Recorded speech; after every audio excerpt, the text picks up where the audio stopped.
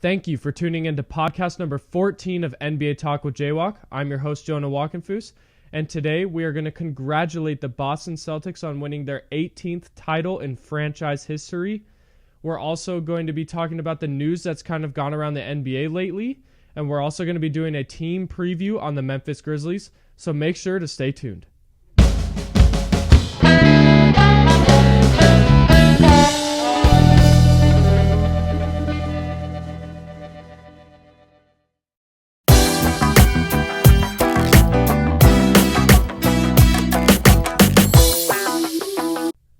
It's podcast number 14, and we're back finally. Thank you guys for being so patient with me. I had that little vacation list last week. That's why I couldn't post an episode. But we're back. We're going to be back on the regular schedule every Friday at 8 a.m. Mountain Standard Time, or however you say the mountain time. That's when the podcast is going to be out, so make sure to stay tuned every single week for these episodes. And we're kind of getting into the big old juicy part of the NBA's offseason, where we're going to be seeing a lot of trade rumors. We're going to be seeing a lot of signings. The NBA draft is coming up in a week. I mean, this is just a great time. But first off, we got to congratulate the NBA champions of this last season, the Boston Celtics. They have won the NBA Finals for the 18th time in franchise history. This now makes them the number one team in franchise history with most NBA Finals wins. So this Boston Celtics team, believe it or not, whether you want to believe it or not, I think they are the best franchise in NBA history. I think the best franchise has to go to the franchise that has won the most titles in its history, and Boston has now claimed that and overcoming the Lakers, because they were tied beforehand with 17. But now with this finals win, they are now the 18th best. They have now won the 18th championship for this franchise. This Boston Celtics team this year was just dominant. Okay, they went throughout the season dominating, went throughout the playoffs dominating. Now there is some controversial talks, maybe saying that the teams they played against to get into the finals was kind of like a Mickey Mouse type of thing, where it was pretty easy. A lot of their star players that they had to play against were injured, which is true, but I'm not going to lie. Boston can't do anything about that. Boston can't go into the playoffs just expecting these players just to be healthy. It's not their fault that the star player of the team that they're playing against is hurt. That's just the other team's fault. So I don't know. I think Boston, they did their job correctly and they got the job done. So as many as some people want to complain about Boston, maybe getting the easy way to get to the championship, they still did it, and they still won the championship against a healthy Dallas Mavericks team that looked kind of lost out there. I mean, Dallas was a team that we kind of were surprised anyways by them making the finals. I think a lot of people expected either Denver or Minnesota to make it. But Dallas exceeded our expectations. They had a great season. We have to congratulate them on that. But Boston was just better. They just overpowered them. Obviously, Dallas destroyed them that one game, but overall, that whole series, it felt like Boston had that grip on that series the whole entire time. So as much as some people want to say that Boston maybe would have lost if other teams were healthier, I don't like that argument, because they weren't healthy, so we wouldn't be able to see it, and you can't do anything about it. So Boston won. They were the best team in the NBA this last season because they won the championship, no matter what. Okay, there could have been better teams if they were healthy. Oh well, there's a lot of ifs and what ifs in the NBA and just sports in general and just life in general. But there's a lot of what ifs, and oh well, you can't change history, So the Boston Celtics are the NBA champions.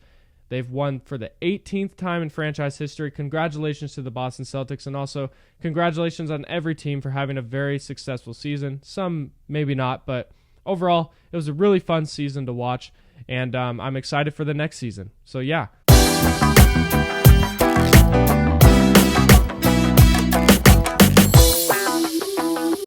since I've been gone, there's kind of been a lot of news going around the NBA, obviously, other than just the Boston Celtics winning the championship. One from being Jerry West dying to others, maybe coaching signings or trades. So, obviously, Jerry West died at the age of 86. And then Dan Hurley, if you guys don't know, Dan Hurley, the coach of UConn, has rejected a 6-year, $70 million deal to be the head coach of the Los Angeles Lakers. He has declined that, and he's decided to run it back as the head coach of UConn, which if you don't know what that is, that's the University of Connecticut. They have won 2 straight national championships, and he is chasing a 3-peat as a national champion, and that would be historical for him and just college basketball history. So Dan Hurley, I think, made the right decision. I think he's been very successful at UConn, and I think they love him there. And I think moving on from UConn after winning a national championship, not just that, 2 national championships in a row, I think that would be stupid if he just left to go to the Lakers. And I just don't think he would be very good as a coach for the Lakers. As I think as a coach for the Lakers, you kind of have to be a certain type of person to do that. You have to be very patient, and you have to be very, very dedicated. And I'm not saying Dan Hurley's not that, but I think Dan Hurley just fits better in the college atmosphere, especially with UConn, and he's been very successful doing that. So yeah, congratulations to Dan Hurley on continuing to stay at UConn, and we'll see if he could win that 3rd straight national title with the team and the program. Some more news for head coaching, at least. Monty Williams has been fired as the head coach of the Detroit Pistons. So the Detroit Pistons front office, they believe that Monty Williams was just not the guy, and he's not the guy that they want to move forward with as the head coach of the Detroit Pistons, and they feel that they can find a better candidate. So they will be obviously looking for a new coach for this Detroit Pistons squad. They're very young. You're going to have to get someone that's going to go out there, and he's going to be able to help develop these young players while also helping them mature so that they can mesh and come together as a team and become successful going into the future for this program. Some more coaching news, a lot of coaching news since this past 2 weeks. This actually happened today, which I'm speaking on Thursday, June 20th. So J.J. Redick has been hired to be the next coach for the Los Angeles Lakers on a 4-year deal. So J.J. Redick just recently retired a couple years ago. Very successful NBA player. One of the more fun players to watch. Just a great shooter. Obviously a good inspiration to me as I was a shooter just playing sports in high school and just in general. Just basketball in general and stuff. J.J. Redick is a very smart guy. While a lot of people may think he has some controversial takes, I think everybody kind of in the sports analysts have controversial takes. Like, not one person is necessarily like fully like non-biased, other than maybe Ernie Johnson, in my opinion. But JJ Redick, I think he's a great hire for this Lakers coach. He's very young. He's got that younger play style, and he's a very smart. He's got a very smart basketball mind, and I think he could help out this Lakers team. I'm not sure if he could take him to like a championship after like year 1, but like I do think he's going to be able to turn this program around, and I think he's also going to be able to help discipline the players and just the team in general to be able to come together and play more as a team and play more as the way to be more successful in the NBA. So I think this is a great hire for the Los Angeles Lakers. Let me know what you guys think. I know there's a lot of people that may think this is a bad hire, but I personally think it's a great hire. And then the final news that happened also today on Thursday, June 20th, my Chicago Bulls have traded Alex Caruso to the Oklahoma City Thunder in exchange for Josh Giddey. So it was just a 1-for-1 trade. Obviously, there's no draft compensation in any of this, so it's just a 1-for-1 trade. The Bulls are trading the 30-year-old Alex Caruso in exchange for the 21-year-old Josh Giddey.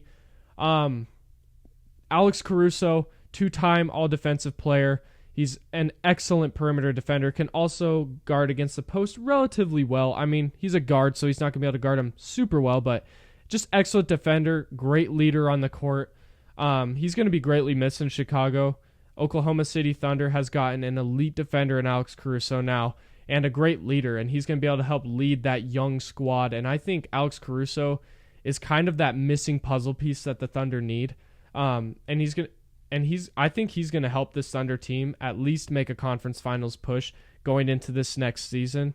I think this Thunder team's gonna be really good now because Caruso is gonna be able to guard that best guy on the other team, which is kind of what he did for the Chicago Bulls. So the Thunder have gotten themselves a utility player and kind of that Swiss Army knife player. And for the Bulls, Josh Giddey is 21 years old. And this last year, he kind of had a down year. Obviously, there was a lot of accusations for him. It ended up proving false. But, I think his role just significantly went down with with Chet Holmgren being healthy this season. When Josh Giddey was one of the main pieces for the Thunder, he was an excellent player. He was constantly like a triple-double threat. He wasn't putting up a crazy amount of points. He can't shoot the ball very well. But I think Josh Giddey has the potential to be a very solid, like, playmaking kind of player. And a lot of people have been saying this is kind of the Lonzo Ball replacement, as Lonzo Ball's future is still uncertain. And there's also talks now that Lonzo Ball may be either traded or even bought out, because it just seems like Lonzo Ball's future with the Chicago Bulls is going to be done. So bringing in a new playmaker in Josh Giddey, who's also still young, this could be a good benefit for the Bulls, and maybe this could help them move forward in the future. But overall, I think this is a win-win for both teams. Obviously, for me, I love Alex Caruso, so it definitely hurts to get rid of him. But to bring in Josh Giddey, a great playmaker and a person that could be constantly a triple-double threat at a guard position, is very valuable in this league. And the Thunder just couldn't use him very well because they just have so many different young pieces. And just Josh Giddey was just not fitting on that team. And I think a new atmosphere for Josh Giddey is going to be good for him and for the Thunder. And I think it's also going to be good for the Bulls. So I think this is a win-win trade. Let me know what you guys think. But yeah, that's all the news we've gotten so far, based off of when I'm talking today on Thursday, June 20th. Obviously, the draft's next week, and we could be seeing a bunch of new trades. Obviously, there's Zach LaVine buzz, and there's just all this other stuff. So make sure to stay tuned to the podcast, and we'll be continuing to talk about that. We might be doing some emergency podcasts in case like maybe some player gets traded, and we'll talk about that. So make sure to stay tuned for that.